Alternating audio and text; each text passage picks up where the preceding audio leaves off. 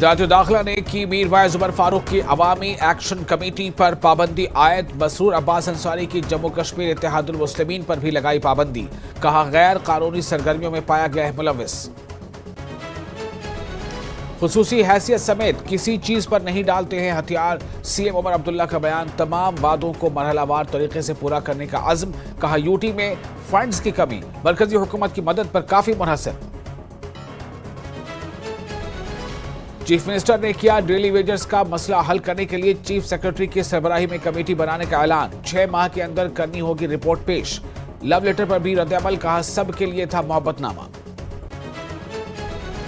Opposition leader Sunil Sharma ने बनाया CM की बजट तकरीर को निशाना। कमेटी की तश्कील को दिया इंतहाई मायूसकुन करार। कहा वादों के अलावा कुछ ज्यादा नहीं होगा।